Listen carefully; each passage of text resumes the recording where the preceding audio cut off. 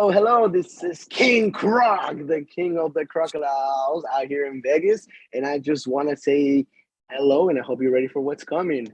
Don't forget that we are here in Drinking with Mo's.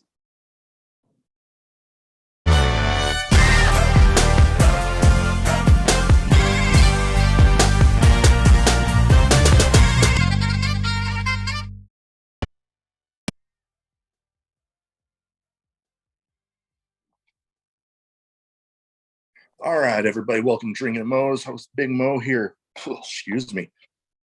We're on YouTube. Watch this there. Be sure to like, subscribe, comment. Helps with the pain in the ass algorithm.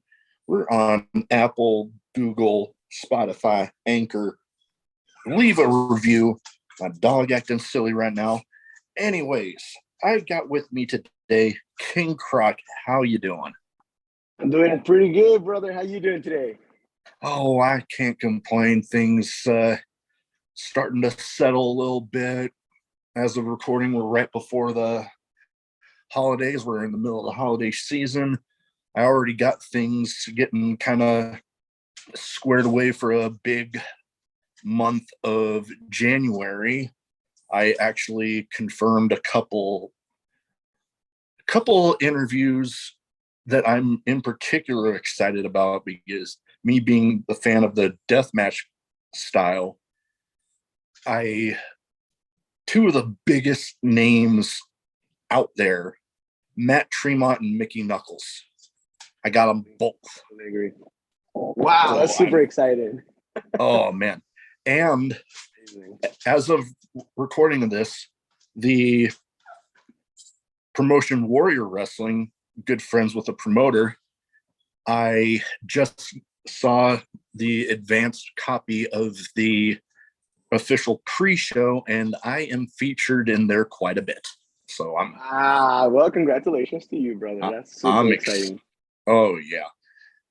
Well, first thing I like to start off with each guest is what got you started as a fan, and then what got you started, deciding to make the leap into the business.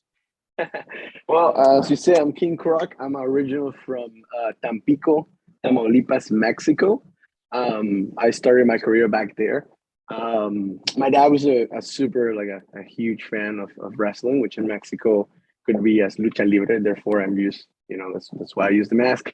Yeah, so I started really young. I started when I was like probably 3, 4, with all that karate stuff and things to keep me busy. My dad was very like sporty guy. He was very like always gotta, be doing things. So yeah, he just started taking me little by little, and then one of my teachers actually run a lucha libre, like a little class for kids, and he took me, and I never left. My dad's a big fan of obviously lucha libre, so that's why I'm more like a pro wrestler. I identify myself as a pro wrestler, but obviously I have to carry my legacy with me, and this is where I'm at. Oh yeah, no, I got a ton of respect for the history and the culture of lucha libre. When I was in the Navy, was stationed down in San Diego, Southern California. Lucha libre big down there, and actually, that's where I actually got started watching independent wrestling, was down there, because before I had heard little bits, but all the promotions were like a few hours away from me. So I was like, eh. But then I found some right there in the San Diego area. And, I'm actually friends with a handful of them down there that they keep on telling me to come back down sometimes. So yeah, well, I mean, you should see how that goes. And, yeah, it's amazing. San Diego, it's obviously really close to where with Tijuana, and yeah, there's a lot of lucha out there. Oh yeah. You mentioned, how you got your start. What would you say inspired the in-ring persona King Croc? So actually, I debuted as Papi Chulo, which was this kind of like a placeholder. I have my mask. I have my drawings. Like I really wanted it. Like when you're a young pro wrestler, you're like, oh my gosh, I have this really cool idea Oh yeah. And I took it to one of my teachers. His name is Wes Logan. He's better known here in Vegas as a beast. The beast. He pretty much, I took it to him, and he was the one that gave me the chance to debut for the first time. And yeah, he was like, okay, how about this? Let's get you growing. Let's get you where you need to be. And let's not put King Croc as the name first. Let's get you something where you can just get yourself in, and you get a couple matches under your belt. And I was super super happy to do that because I think once you become an actual pro wrestler and you go out there, you understand how important your brand and your name and your name Yeah. and everything pretty much. So I was really happy. So yeah, I debuted as Papi Chulo, and then I had a couple matches, couple squash matches. And yeah, that's just how it is. And then eventually, I was really lucky to be have a lucha show, and I have a mask, right? I'm an original mask. I didn't have anything for it. I just have a mask. That was like my first day. I was like, I have a mask. Like that's what I need, right? And I Yeah. have some black tights, and I was like, all right, that's it. So originally we started with just Croc. That was it, um, just Croc. But my mom really has like a lot of like kings and queens and things like that. She Mm. really loves the idea of a kingdom. So once I went all full in, I was like, you know what? I'm gonna be the king of the crocodiles, and here I am. Hey, that advice you got there at the start. I didn't really think about it this way, but you bring it up. It does make sense. You're getting started. You don't necessarily have that reputation yet, and if you're wanting the end product to be King Croc, you don't want it to start off being named that way and then you just carry that. Let's say you don't have such a great start, so you want to Yeah. start off Yeah, how like I you said, did. I had a lot of great teachers. I think that one of the things that I'm most thankful about is that I had a lot of great teachers. And like I said, I can only mention some of them at the top of my head, but like one of them, they got the let me debut. Like I said, he pretty much taught me that, right? He taught me that it's do you want to go out there and do this for real, or do you just want to play around? Because if you want to play around, go ahead and put a mask, right? And whatever. Nobody's gonna really be able to tell what's the difference between this and Rey Mysterio, right? They're just like it's a mask. Yeah. Or do you want to build a name? You want to build a brand and get from there. So that's why I debuted as Papi Chulo. I debuted, and yeah, it was pretty horrible for a couple months. But As I tell you that actually took me, to other promotions, and it took me to, start hanging out with other people and go out of state. And then, all the promoters were like, okay, do I need someone to get squash? Or, and then eventually my chance came up, and, I took it.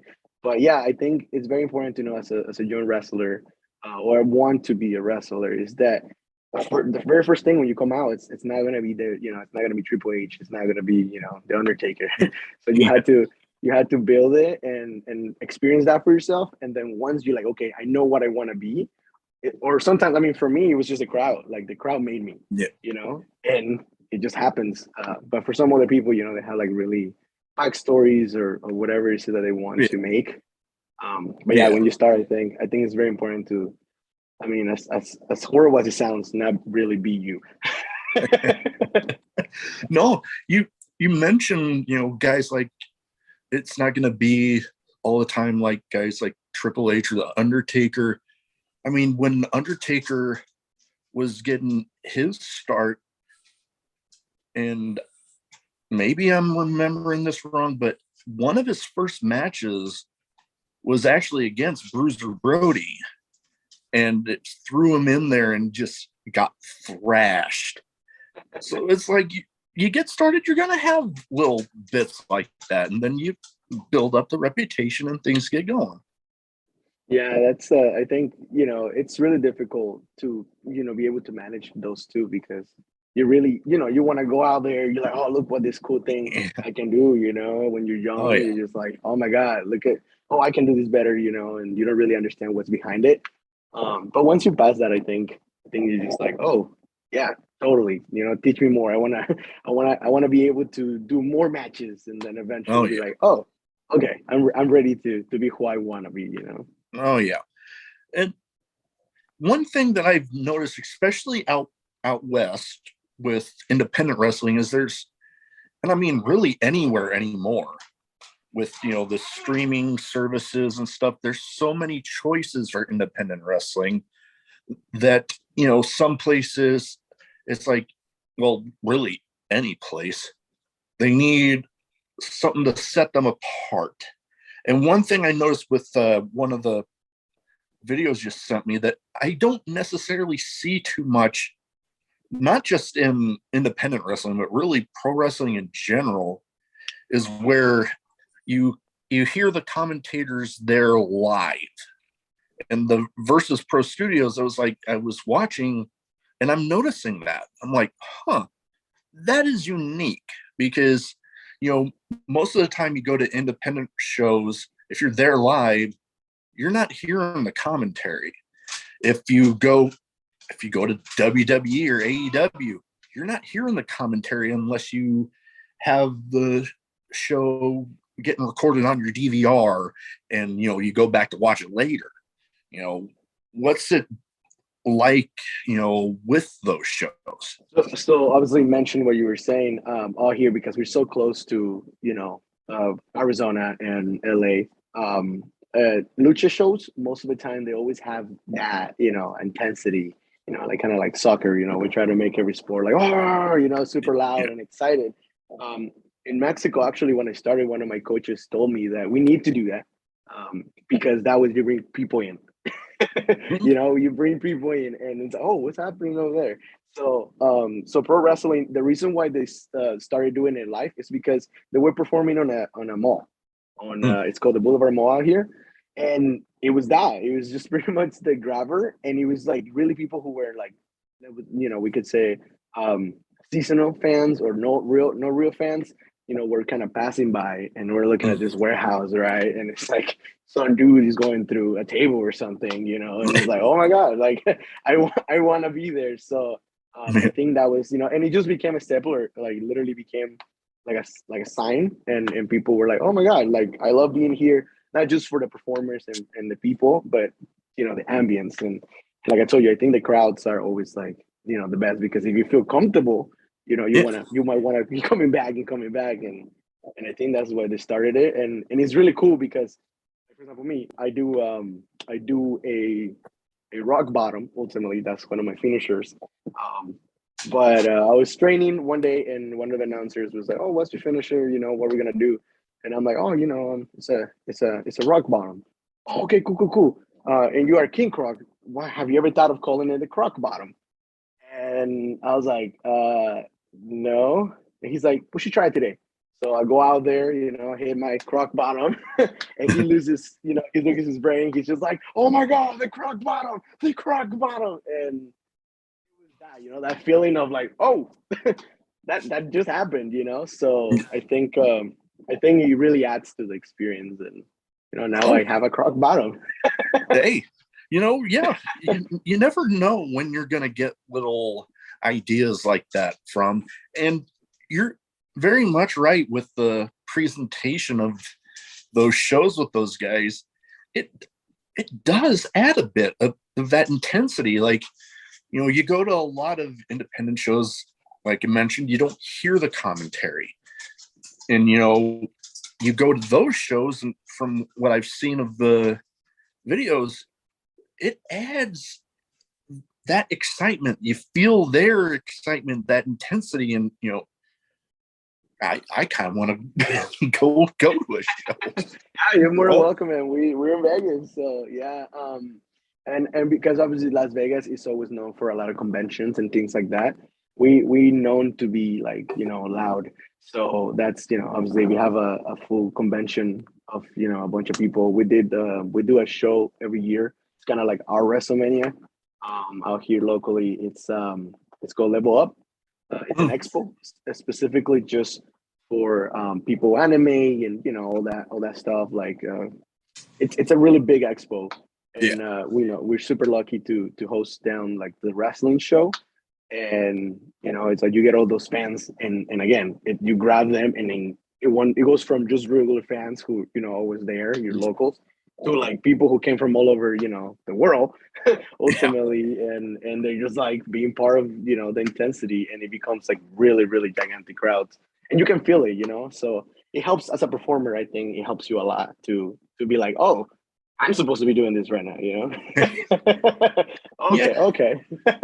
And I can imagine with the commentators going, you like I've heard wrestlers talk about feeding off of the crowd. I imagine at those shows you can almost, not only feed off the crowd, but feed off those commentators. They get excited, so you're like, oh man, gotta amp this up. Like I said, with the whole croc bottom, like from that point on, I just told everybody, hey, can you call it the croc bottom? And then calling it at the end, it's like, oh my God, it really adds to it, and it gives you the ability to play with it too.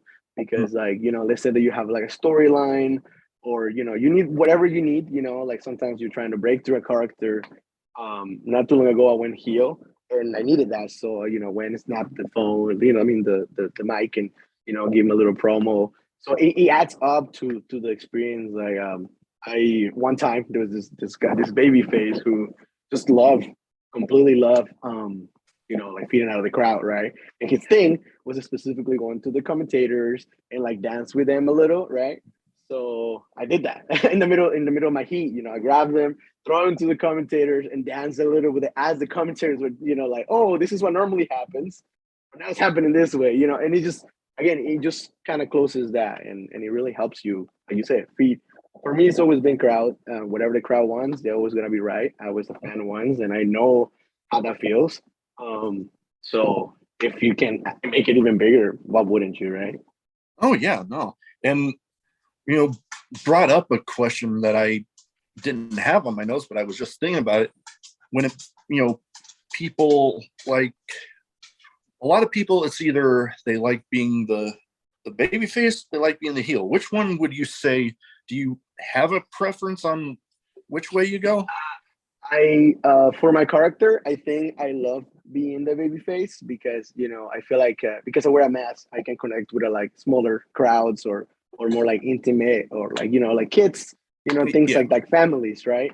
And I feel like I can really like, oh my God, like this guy, I don't know who he is, but I really want him to win, right? yeah, But to work it, I love working heel. I mean, heel is it's amazing, especially on like lucha libre shows, because oh my gosh, being a heel, it's like they're gonna hate you and they're gonna yell at you and they're gonna make you cry, but you're gonna just show them that you're this really big guy, and at the end of the day, I feel like if you go to a wrestling show, you not just want to see a great show, but be yeah. able to just release all you have. So I think like I get more obviously the heat part on the heel, but for my character, definitely babyface. And you know, lucha libre shows. One other one that you sent me. Sorry about my You're foster good. dog here, but the one of the other lucha shows that you sent me, your opponent was Santana Jackson. And I swear I've seen videos of somebody like that. I don't know if it was the same person, but I'm like, okay, they're playing up and looking like Michael Jackson. And I almost like at one point in that match in particular, I'm like, dang it, if I don't see this person like have like a headlock in, like they're going for a DDT and doing a moonwalk or something, I'm gonna be disappointed. And then literally seconds later they did it. And I'm like, okay. Yeah, it happens. Santana Jackson, it's quite a celebrity out here. You know, obviously wrestling, because of what we're doing, what we respect of what we do. Wrestling, it's a little bit hit or miss according to the crowds. Yeah. But with Lucha, oh my God, I travel with him all over. I've been to Texas with him. I've been to New Mexico, Utah, LA. That match would happen on Arizona. Um, it's just he's a fantastic partner. He's definitely he went viral not too long ago, actually, a couple years because of obviously he's Michael Jackson. Yeah. But yeah, no, just being with him, I used to wrestle here in Vegas in it's called FSW, and Hmm. he was already there a star. He was already up, and I just kind of came in, and he took me in, and it's been like that. So that's why we have a chemistry where we can just go Hmm. anywhere and be like, all right. In that specific match, we were gonna do obviously like a kind of extreme rules, um, hardcore match. We didn't plan it that way, but the promoter was like, "Okay, listen, this is what the crowd needs. Can we make it happen?" And again, I mean, probably with anybody else, I would think about it, but because he was Santana, I would have been. It was an easy like, okay, let's have fun, yeah, Oh but yeah. Santana has a great follower out here. So yeah. Oh, I was gonna say. So I'm almost pretty certain now that that was the person I was thinking of when I said that I seen those videos, the ones where you're talking about they went viral, and it was just I had the image in my head of it would have been funny for them to play off the South Park episode where Michael Jackson or Jefferson or whatever they called him in the episode, Yeah. and he went to play that I got your nose, I got your nose, and then the kid did it and like ripped his nose off. If like Santana Jackson like had a prosthetic nose and It just did goes that, up. and Yeah, he does a lot of those things. He does in Halloween, especially in Halloween. He does like the Thriller. He comes out as a mm, wolf. Like sometimes I remember one match we had. It was a triple threat, right? And we like, okay, so two wrestlers. You're actually gonna wrestle. So I'm wrestling this guy, and the whole goal was to get Santana Jackson out of the just out of the match. So I hit him with a croc bottom, right, and then someone cuts it, and then now we forget about Santana for a minute. And then he goes out under the ring, right? Just really Undertaker mm. style. Nobody's expecting. We're doing our thing, right? Falsies, pa. And then out of nowhere, I'm about to win. And then I turn around and it's just like the Thriller song playing and he's all wolfed out. And, he does a lot of those things, one time I actually had to have a dance battle with him, because, it's like there's so much in just in that character. I understand some people might not been to it, but every time that I go out, everywhere I've been with him, it's definitely like a crowd grabber for sure. Oh, I can imagine you brought up FSW down there in Vegas. I am friends with Remy Marcel down there, and Cool. had him on a while back. That was pretty fun. I actually ran into him at a promotion up in Fargo, North Dakota one time. So Cool. that Very was cool. the first time I'd been able to talk to him since. Um, Lately, there is MJF came in with kind of a joke list, really, kind of playing off of the list that Cody Rhodes had when he first left WWE. Um, what would you say if you could put anybody or any places on a list like that? Who and where would they be? I don't know. That's like really difficult because of everything. I feel like more like a wrestler like me, that I have those two crowds, because I seen a lot. What's his name? Kid. Kid. I know him as Kid. I wrestled with him a lot out here too, and he's been all over the world. So it's like I always with lucha. It's really weird. You get to meet like super legends from Mexico, and Hmm. then they wrestling legends from the US, and it's always like lucha shows are always like super random. So I think like I wouldn't have enough to tell you who would go where. You know what I mean? Yeah. But it's I don't know. It's just I would say. No, and funny thing you bring up Ryan Kidd there. I enjoy telling this story because the two guys that ran the promotion that held my first ever independent wrestling show I went to. When I went to that show, I'm sitting front row and Ryan Kidd sits right next to me. He was still like just starting training at the time. Cool. So it was I remember he came up for a show at a promotion here in Omaha, Nebraska, where I live now. And I Ooh. told him about that. And he was like, holy crap, I never really talked to anybody that knew me from back then. Yeah, yeah. It's I think he's one of the greatest stories in wrestling. You know, I seen him when he started, and then seeing him now, and it's like, wow, like wrestling and putting in your work will really get you, a lot of places. And he's one of the biggest examples on that. I mean, people who know him when he was, starting, they can definitely testify of, he's a super cool dude. Uh, one time we were doing a show on Broadly out here in California, and he's called us and he's like, "Hey, so what time is the show? Because I just landed and we traveled, but like the time difference is." And I'm like, "Dude, you relax. You have like 4 hours, dude. You'll make it here." He makes it. We already, we call the match. He gets in. He's trying to, do his thing, and we're just like, "It's cool, man. This is what you're gonna need: 3 bombs, pa pa pa, get on, and you just call the finish, and we're good to go." He's like, "Really, guys? Like, I don't want." Yeah, bro, you good? And he's such a cool guy to work with too. So I was gonna say it's like really difficult to put like people in scales because I just really enjoy what I do, Oh yeah. and it's just like it's like I meet so many cool wrestlers, so many cool people, so many cool fans. It's pretty amazing, and that's why I love wrestling. It's just all over Oh, the place. oh yeah. No, I completely agree. One about Ryan Kidd, he's definitely, I mean, as a guy that's literally seen him from the beginning to where he is now, he is definitely a success story of, if you're willing to bust your ass and put in the hard work of what you can accomplish, he is doing amazing things. And, you know, also agree with you about, the world of wrestling in general and all the people you get to meet through it.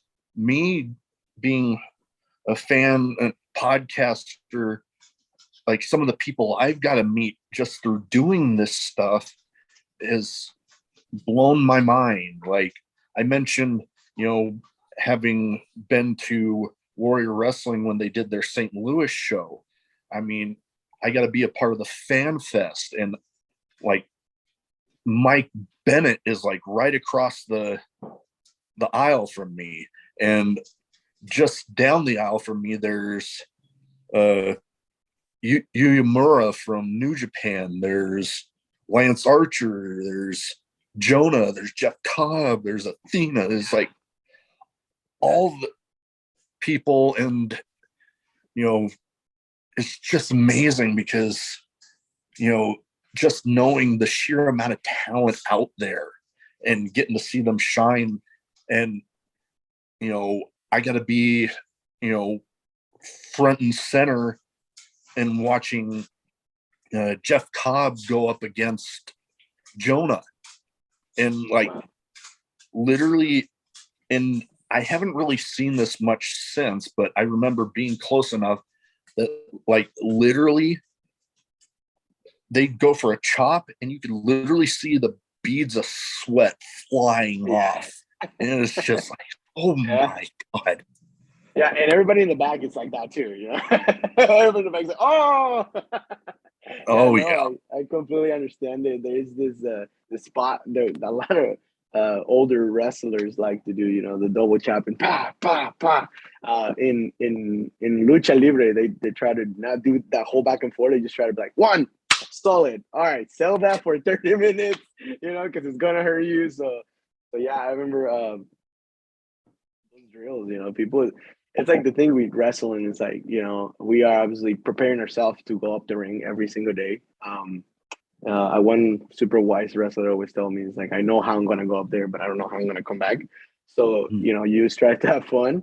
And I remember one of my most difficult classes wasn't, how to do like a suplex or anything like that. It was just chop class, that's because you can't flinch. You got to take out your chest and just, all right, let's do this.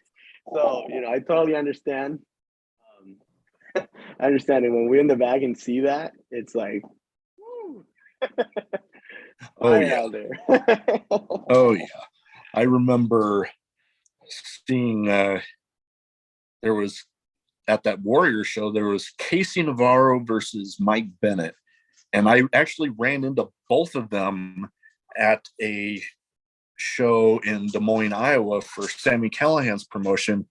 And I told Casey Navarro about how I remember meeting you at Warrior Wrestling in St. Louis. And he was like, oh yeah, the Mike Bennett match, the one I dove over the top rope and into the crowd. I'm like, yeah, that happened right in front of me. We had a good laugh about that. That's pretty awesome. Yeah, no, I think besides the spots that you call, it's like always like what's gonna happen, anticipation. One time because when early in my career, I wanted to be like like a luchador, so I will be flying out and doing all this extra stuff, And remember one time, we called the spot, and then in the back, right before we go out, they're like, "Okay, we got to change it. I don't know if I want to, do this." It was just a simple flying to the outside, right? And the guy was just like, "I don't know. I just don't want to hurt you, whatever." And I was like, "Don't worry, don't worry. If we see it, we'll make it happen, right?"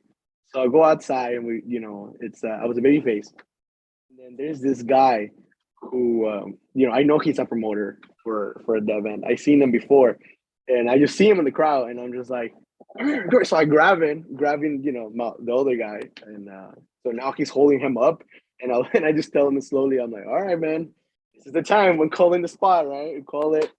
I go up there, and then the promoter, who is promoter before, he looks at me, he's like, oh, he's not gonna try to, so he ends up catching me, and it's just like, wow. So that happens, and then later on, like maybe a couple months later, I'd go do a lucha show.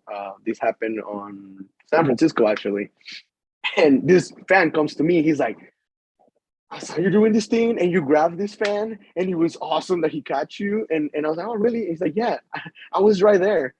And it's just kind of like an experience like that where you're just like, "Wow, it's so crazy that wrestling, can travel everywhere like that." And for Oh them, it yeah. was like, "Wow." So I love that.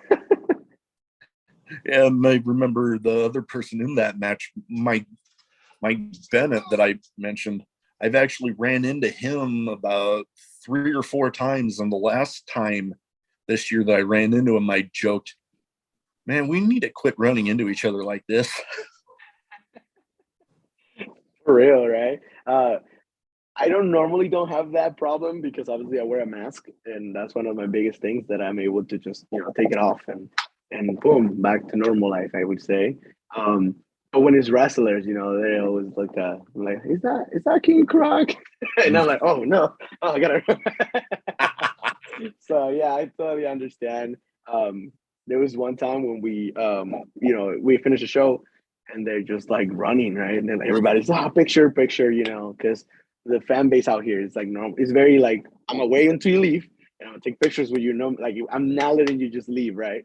Yeah. And I'm like the only one in the roster who has like a mask on. So obviously I finish, and I'm going out, and all of my friends, everybody who was riding with me on the car, are stopped and like picture, and I'm just standing in the back, like looking at them from far away, like nobody has an idea of who I am. So it's like I really enjoy those moments. But there's some fans who like normally like would ask me like, hey, can you get a picture? So I will come down with the mask, and then boom, I'm part of the crowd. But yeah, it's really fun to have a mask.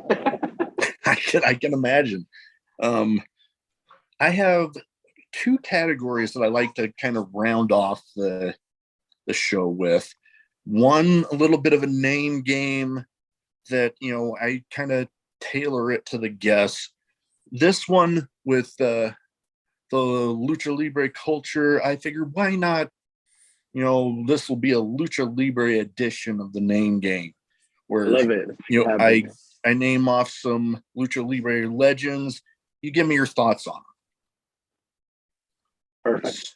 Starting off, one of the most recognizable ones out there, Rey Mysterio. Or you had to bring him to the table. He is an amazing person, super down to earth. He has accomplished everything and more. I actually got to meet him here in Vegas. Um, and he just came in. Just he had friends who were performing at the show, and he came in. Him and Dominic just came in, and no mask, nothing. Super. He's really short. I'll tell you that. Like really, really short. And it's just this bald guy walking around, and then we're just like, wait, what's going on? And he comes to me, hey, no, it's me, you, bro. And then he's come out, and then his friends are talking to him, and everybody's like asking for photos, and I'm just like admiring that I'm in his presence, right? Yeah. And then he comes back to me, and he's like, hey, brother, how you doing? Everything good? You went up already? I'm gonna be in the crowd. Let me know how you go. And he leaves, and I'm just like, I don't know. Did he met me? Did I met Raymond? I don't know how that works, but yeah, he's amazing. 10 out of 10. He started really, really young, like I believe 12, 13. And yeah, he's super, super amazing person. As a wrestler, I don't think I had nothing to say. I think the people know better. But as a person, he's amazing. Like really, really down to earth. That's awesome. Next one up on the list, Juventud Guerrera. Hoovy Juice. Hey, Juvie. He's also pretty cool. He's like one of those guys who you would want to have as a friend. He's really cool. He's super spicy. I can't believe his chest. His chest is just some real for me. Because he really does walk like that. Like it's crazy. Like he's just drinking a coffee. He's just like walking around like that. What he did on WCW, I think, speaks for himself. But he's really cool. Super energetic. I don't know. He talks a little bit like, are you with that, and it's like really cool. Like he walks into the room and you're like, hey. So yeah, super excited. Him and his dad is super cool too. He reminds me a lot of my dad. Next one, more of a tag team. I mean, I'm a big fan of tag team wrestling. Guys are blowing it up there on AEW, the Lucha Brothers. Ooh, Pentagon Junior, or Penta El Cero Miedo, and Phoenix, or King Phoenix, whatever you want to call it. Because again, I had a chance, more the blessing really, to meet them as fans first. They were really, really just starting their career in Mexico in AAA when I got to meet them for the first time. I think Phoenix was there for a couple of years already, but Penta came in a little bit late because he was, with Conan, he was like that mix of, the rivalry that we're gonna do because they already had an octagon. When I got to meet him, did my thing, came in early to the show because my dad, always, like I said, he's always been a wrestling fan, so he will always buy me, VIP tickets, and we got to be there before, like the early calls and all that stuff, and like the VIP sign and all that. So I got to meet them as a fan, and as a kid, I can tell you that they were super cool. They were super down to earth. And then I got to work with them. We did the Lucha Expo here in Vegas. Rey Mysterio was performing the year against Juventud Guerrera, funny enough. Yeah, they're so cool. It was around the time where Phoenix was the mega champion from AAA. And just I feel like if anybody wants to learn from someone, it's them. They're as brothers, they are super, super, super nice people and so wise. Like I got to see Penta one time. He because with Chris Bay, Chris Bay. He just finished the show. I was the opener for that show, obviously, and they were the main event, and they just got out right.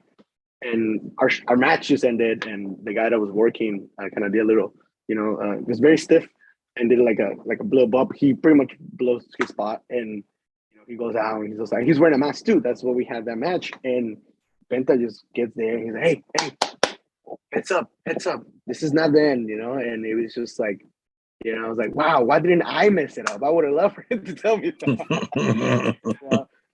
So Penta, he was a big inspiration, I think, for a lot of lucha players, wrestlers, to go out there and do what you love, because his character was already hard. Like, when they give you a character, kind of like WWE, when they're like, here, make this happen. Yeah. It's difficult, because they have an idea of what you want, but at the end of the day, you have to perform. So it's like, and he just grabbed it and just ran with it. And I love it because I'm a Green Bay Packers fan, and I have a lot of friends who are from 49ers, and the kiddo does that thing.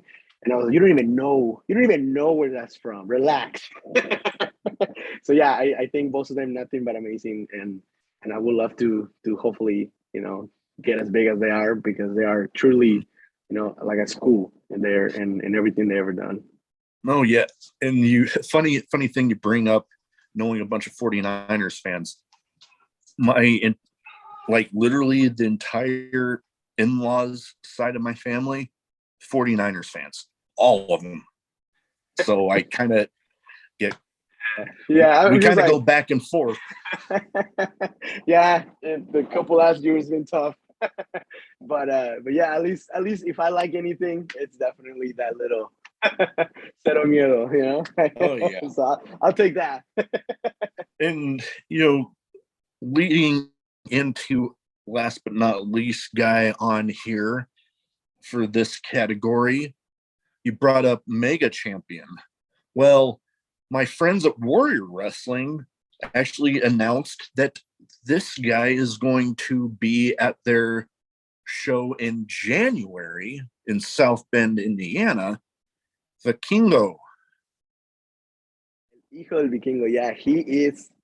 He, I don't know how to explain it, because you would think, right, if you're the mega champion, you made it. Like, that's it cannot get any bigger. I only had a chance to meet him once as a pro wrestler, as a worker, and he was the, I think, Latin American champion at the time. Mm.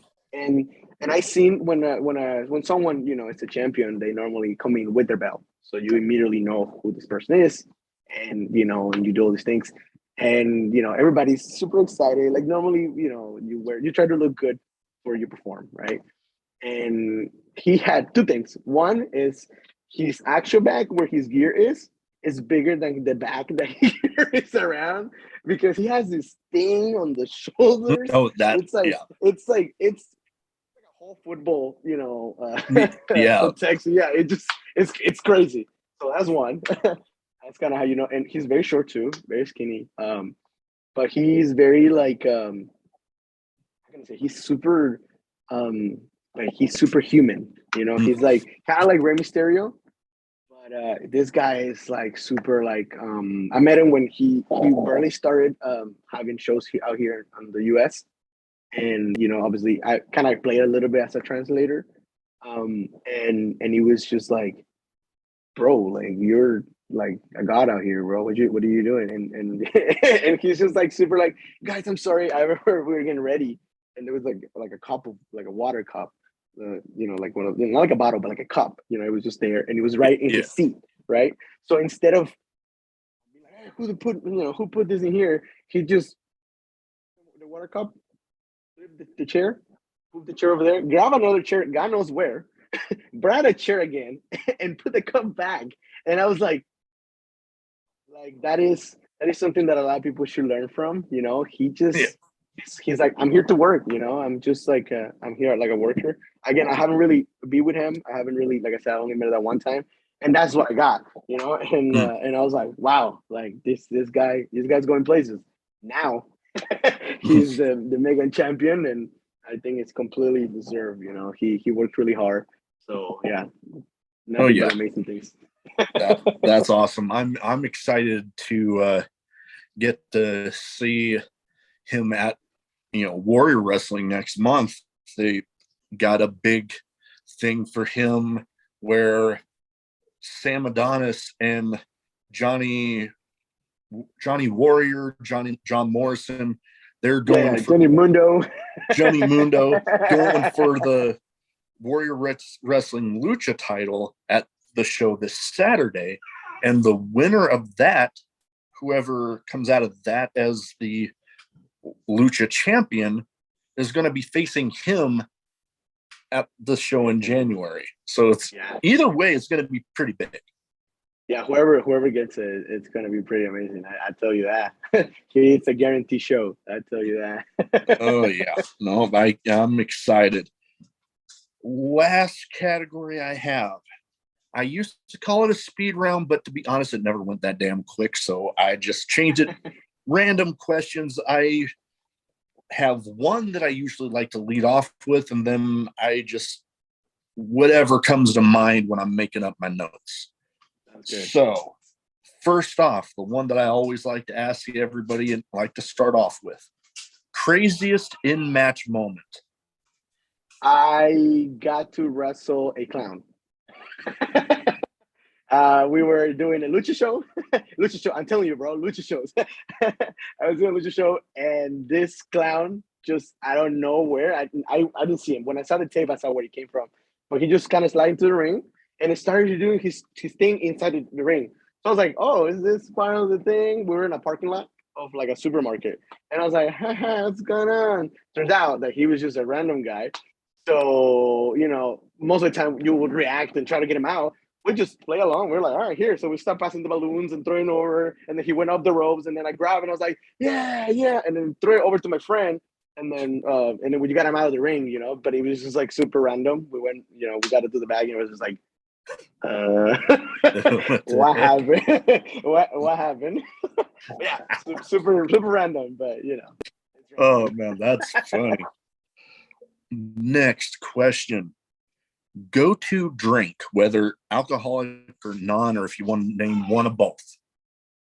Mountain Dew. I love soda. When it comes down to that, my favorite color is green. So Mountain Dew, it just had to be there. And alcoholic, I wouldn't mind if I get, I don't like mix or cocktails, so I do just straight up tequila, man.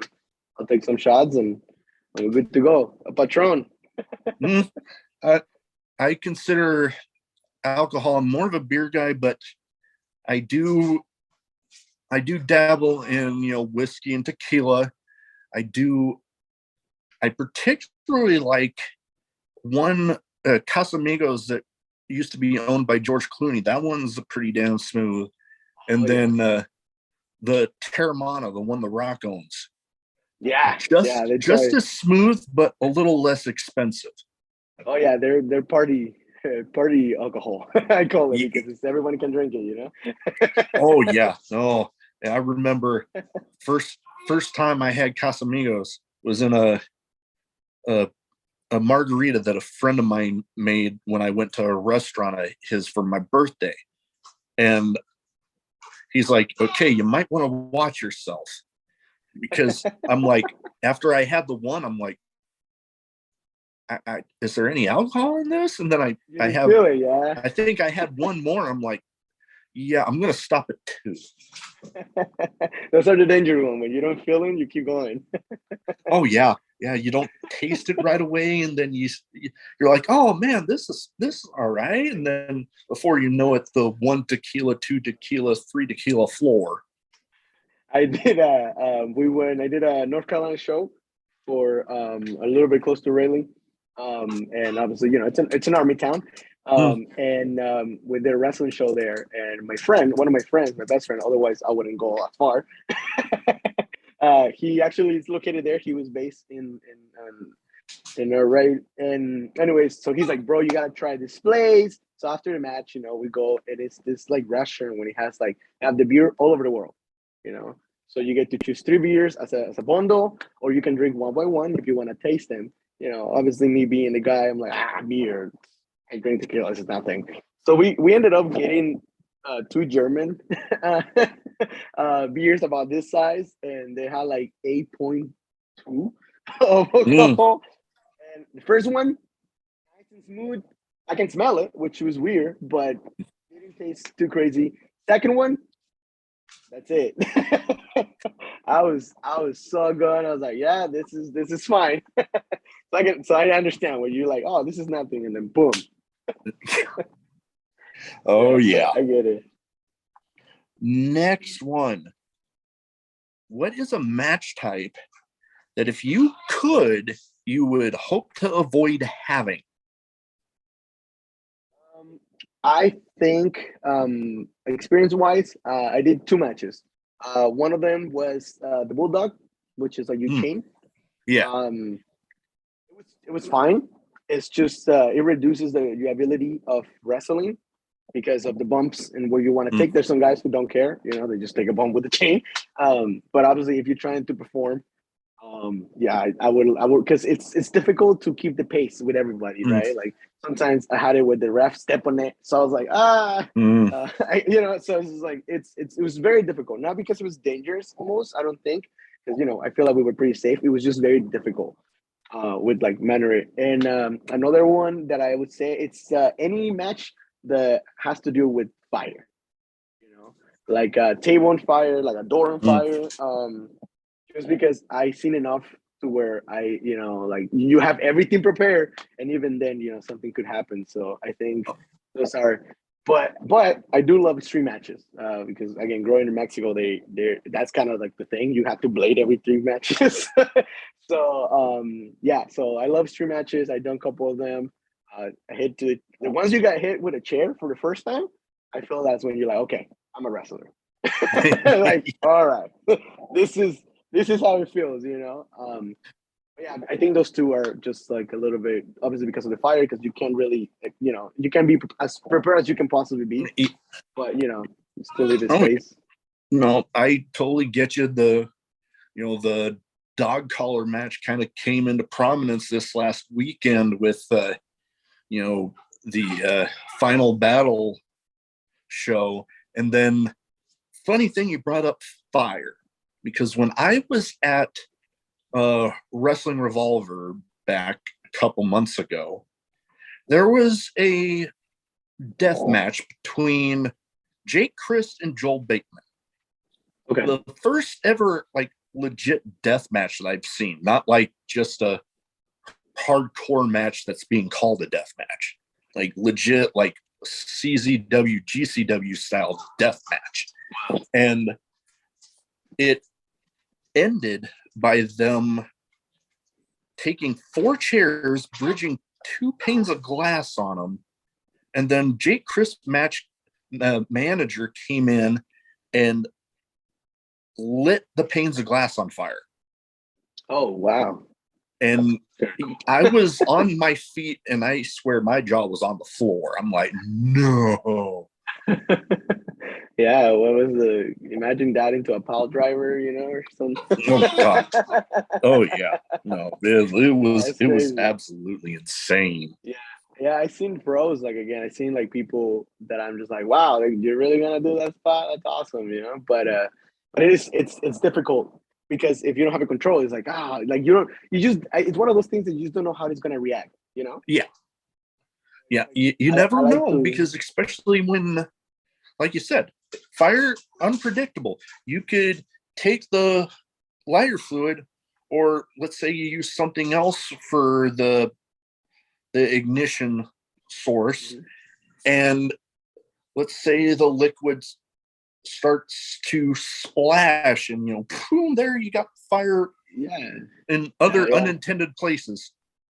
Yeah, I mean, obviously, if you're going to see a dead match, I mean, you're kind of expecting to be okay, but ultimately, we here in the business, we try to keep it as safe as possible. And I think, like, when it comes down to fire, like you said, you just really don't know. I saw one time a guy, he's like, okay, it was thumbtack, right? But he did thumbtacks on his shirt on, right? Boom, thumbtacks, and then the last spot was gonna be at the door in the corner, and like a spear into the fire on the right. Mm. That was go home, right? So he does that, boom, and then 1, 2, 3, go home, everybody's cool, and then the fire is still in his shirt because he was wearing a shirt, but nobody's noticing it. He's just selling it and all that. And then everyone in the back is like, "Hey, this is getting bigger, right?" So he comes back with a full like fire shirt, and then it's just like, again, nothing Mm. happened to neither of them more than the thumbtacks could have done, but but it is one of those things, and just like, I thought it was over, and it wasn't over. So I think those are my two top. I can I can get that. Totally understandable. Last question. Another one that I like to ask everybody. Best advice for anybody wanting to get into wrestling? I've been super blessed to have the opportunity to share a ring with a lot of gigantic talent, not necessarily gigantic names, because sometimes I feel like you get more from the people who really, really have worked it. Um, and I had seen a lot of things, right? And that is a thing that is amazing. But I think if you're just starting, I think the biggest thing would be patient. You know, I think you have an idea of what wrestling is, and you have an idea of what wrestling might look like. But once you start working it and understanding your abilities to see wrestling changes so much. When you watch it, it becomes a study. When you like, when you're around people, you're like, oh my God, this is a life. This is a Mm. style of living. So, and you just want to go out there and do those cool things, right? But Yeah. I think it's patience. Be patient. Mm. It's gonna come your way. It's gonna be there. It's gonna get there when it gets there. My opportunity to debut was I wasn't on the card. I was just a student, and they're like literally the day off. They're like, hey, so we have an opening. Would you like to come down, right? And I'm like, sure. I'll go in. I'm excited. I'm like, I don't know what I'm gonna do. I show up, and then he's all right. I need you to put this on, right? And it's this like Latin looking Latin lover thing, and I'm like, okay, so what's happening? Turns out that the person who was gonna debut that day, which was another one of my friends, um, just was sick. Like he couldn't make it, Mm. and it was just like I just this is my time to debut for him, and my promoter was just like, hey, so the chance is there, and I thought that I would, I still have a lot to learn, and I still have all these things, and I put that thing on, and they're like, all right, you got 10 minutes, and I was like, 10 minutes for what? Oh, 10 minutes for you to go out there. Oh, okay. It was a squash match, and I made it happen. So I think it's like, be patient, learn, listen, look. Don't let promoters, take you down. There will be people who are gonna be like, don't worry, why would I pay for this? And just come when it needs to come. Be Yeah. patient. We'll get there. No, and that's very, very good advice, and something kind of relatable to when people have asked me when I worked with the youth about enlisting. I'm like, one, make sure it's 100% what you want to do. If you want to do it, don't let anybody talk you out of it. But know that you're going to have to be patient, because you're going to deal with a lot of, well, for lack of a better term, and I'm not monetized yet, bullshit. Um, you're you're going to go through it, but if you can get through that and realize why you wanted to be in it, you'll get past that and you'll be fine. Yeah, 100%. Like I said, I can't be thankful enough to the people that have been in my way, that have brought and opened doors for me, and the people who have also pushed my name around just so I can do things that I never thought I would. I'm super blessed and happy and thankful that I have people who support me the way they do. But I think if I had to push something on the wrestling, wasn't like going out of state and doing those, just kind of came with it. The hardest part was like, when it's my turn, when am I next, right? Because you're Yeah. just there. You're like, oh, I've been doing this for years. I've been doing this for months. I've been, how many more bumps do I need to take before I can go out and be the Undertaker, right? So just patience. It's gonna happen. You don't know how. It might be the perfect scenario when they're like, all right, so you have a month for now. Be ready. I have a match for you. To like me, right? It's like, oh, all right, you got 10 minutes. Figure it out. so Yeah. so you just don't know. And honestly, since then I haven't had haven't stopped really. I got a minor injury, and then I was like, okay, I need to take it easy.